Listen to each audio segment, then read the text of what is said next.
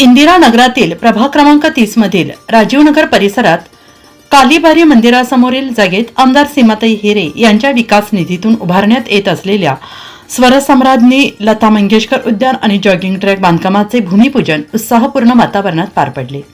भूमिपूजनानंतर आमदार सीमाताई हिरे यांच्यासह सर्व मान्यवरांचा सत्कार करण्यात आला। या उद्यानामुळे येत्या काळात बाळगोपाळांसह ज्येष्ठ नागरिकांसाठी एक सुंदर आणि आकर्षणाचे केंद्र निर्माण होणार असल्याचा आनंद व्यक्त करण्यात आला। या समारंभाला आमदार सीमाताई हिरे, महेश हिरे, भाजप प्रवक्ते अजित चव्हाण, माजी नगरसेवक सतीश बापू सोनवणे, श्याम बडोदे, सुनील खोडे, भगवान दोंदे, सचिन कुलकर्णी, पुष्पा आव्हाड मंडळ अध्यक्ष जितेंद्र चोरडिया, बाळकृष्ण शिरसाट, एकनाथ नवले, त्र्यंबक कोंबडे, अनिकेत सोनवणे, साहेबराव आव्हाड, पुष्पा पाटील नवले, सोनाली एकनाथ नवले, नलिनी दराडे, अनिता सोनवणे तसेच ज्येष्ठ नागरिक संघाचे सभासद उपस्थित होते। प्रभागात भरीव निधी देऊन विविध विकास कामांना गती दिली आहे। लवकरच येथे एक जलतरण तलाव उभारला जाणार असून त्याच्या शेजारी हे भव्य उद्यान विकसित होणार आहे। तसेच नाट्य मंदिरासाठी निधी मिळवून त्याचे काम सुरू करण्याचे आम्ही प्रयत्नशील आहोत, असे आमदार सीमाताई हिरे यांनी म्हटलं आहे। कडे आकर्षित होत असतो आणि त्यामुळे उद्यान जवळ असणं हे खरोखर आपल्या प्रत्येकाच्या दृष्टीने एक आनंदाची गोष्ट असते। आणि त्याचंच खरं तर सतीश बापू सोनवणे, शांबू बडोदे, आमच्या दीपालीताई आणि सुप्रियाताई यांनी देखील प्रकर्षाने मागणी केलेली होती की या परिसरात एक उद्यान जर असलं तर निश्चितच एक चांगलं या परिसरात एक काम उभं राहील। मग दादांनी सांगितलं की एक सांस्कृतिक भूमी आपली ही इंदिरा नगर ही आहे। आम्ही त्याला मिनी पुणे नेहमी म्हणतो की आपल्याला जसं पुण्यात गेल्यानंतर वाटतं त्याच पद्धतीने इंदिरा नगरमध्ये सुद्धा आल्यानंतर जाणवतं की कुठलाही सांस्कृतिक कार्यक्रम असू द्या तिथे प्रचंड मोठ्या प्रमाणात लोक हे सहभागी होतात, आनंद घेतात। मग अगदी गाण्याचा असो, कुठलाही उत्सवाचा असो, आपण बघतो की श्यामभाऊंनी आता जे गणेशोत्सवात कार्यक्रम घेतले आपण प्रत्येकाने बघितले, खूप मोठ्या अगदी रोडवरती लाईन, रोडपर्यंत मोठ्या लाईन तिथे होत्या।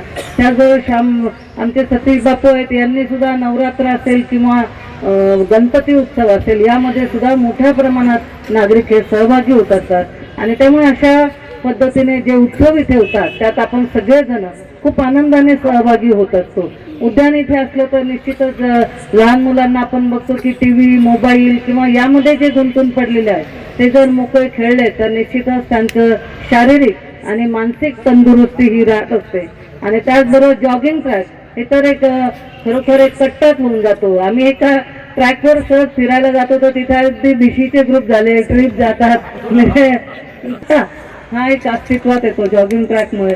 आणि सहज आपल्याला सोपा व्यायाम हा जॉगिंग ट्रॅकमुळे होत असतो।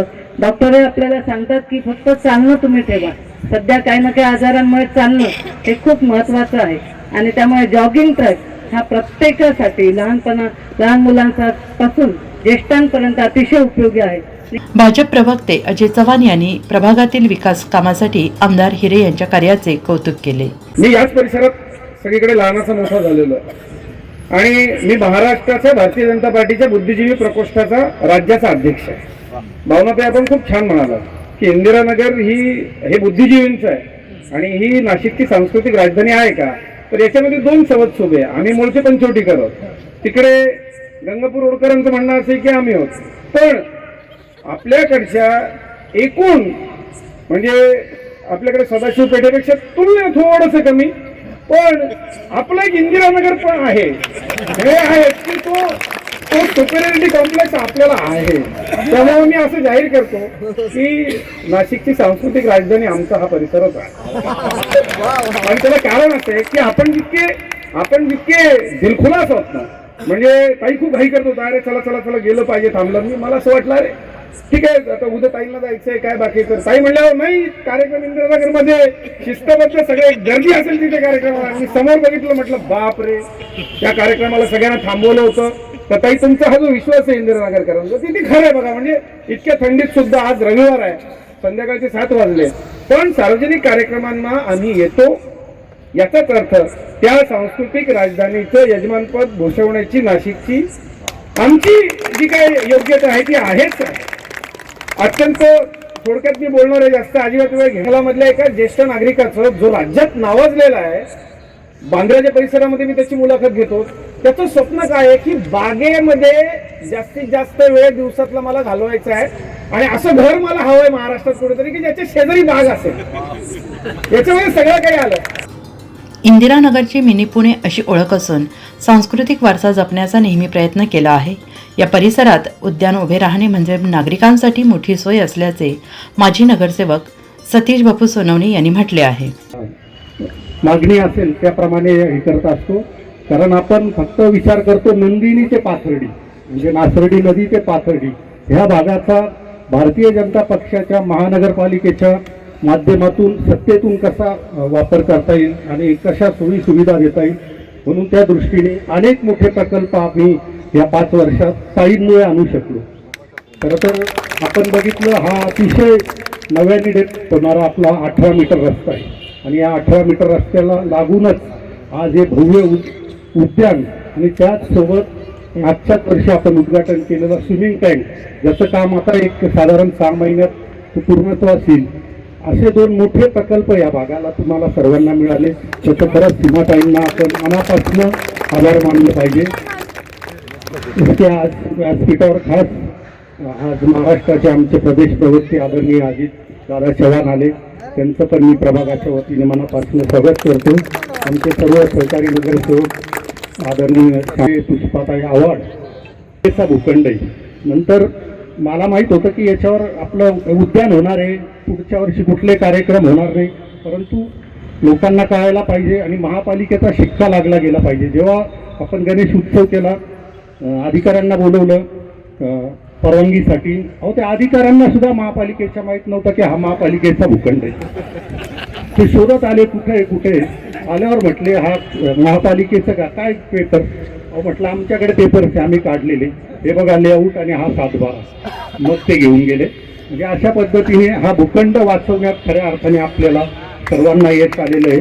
आणि ह्या भूखंडावर इतका छान प्रकल्प उद्यानासाठी राखीव होतं. सीमाताईंनी महेश भाऊंनी 1 कोटी लागलीच मंजूर करणं म्हणजे लेआउट दिला, 7/12 दिला आणि लगेच ताईंनी मंजूर केला. आपल्या प्रभाग क्रमांक 30 आणि 31ला जर सर्वात जास्त निधी दिला असेल तो आदरणीय सीमाताईंनी. 4 वर्ष झाले आम्ही महापालिकेतून निधी मिळत नाही. बाकी कामं आमचे सर्व नगरसेवक करतात त्यांच्या कार्यालयामार्फत, परंतु विकास कामांचा निधीची आम्हाला कुठेही सीमाताईंनी कमतरता येऊ दिली नाही. या 4 वर्षात आपल्याकडे भरभरून निधी दिलेला आहे. आपण बघितलं आपलं इंदिरानगराची नवी ओळख निर्माण होते आहे असं माजी नगरसेवक श्याम बडोदे यांनी म्हटलं आहे.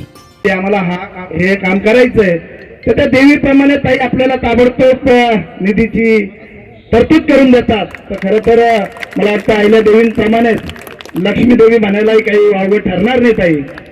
आणि दुसरं असं की बापूंनी सांगितलं आता का शेजारीच स्विमिंग टँकचं काम चालू आहे. मला वाटतं 2 वर्षापूर्वी ताई आपण नागपूरला अधिवेशन सुरू होतं, इथले नागरिक बरेचसे या भागातले या ठिकाणी हजर आहे आणि त्या काही प्रमाणात तिथे अतिक्रमण होतं, परंतु त्याच्या पुढे जाऊन ज्या ठिकाणी क्रीडांगणासाठी आरक्षण होतं त्या मैदानाचं ते क्रीडांगणाचं आरक्षणच निष्कासित करण्यात आलेलं होतं. भाऊ जेव्हा आपण स्विमिंग टँकच्या फाईलची पाठपुरावा करायचो तर ती फाईल साईडला का टाकलेली होती तर क्रीडा मला वाटतं अम्युनिटीचं स्वप्न ताई पूर्ण करतात.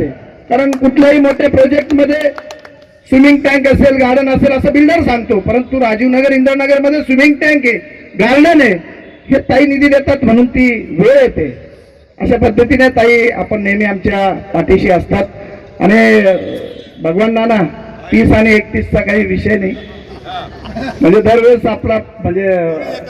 या कार्यक्रमासाठी गणेश ठाकूर, उत्तम उघाडे, राम बडगुजर, निखिल खोडे, रोहन कानकाटे, विकास एखंडे, संजय गायकवाड, शैलेश कुलकर्णी, शिवाजी लोखंडे यांच्यासह प्रभागातील नागरिक विजय भावे, अशोक पाटील, केंगे काका, वासुदेव पांडे, पवार काका यांच्यासह ज्येष्ठ नागरिक आणि भारतीय जनता पार्टीचे पदाधिकारी मोठ्या संख्येनं उपस्थित होते. NCN न्यूजसाठी सचिन दिवटे, नवीन नाशिक.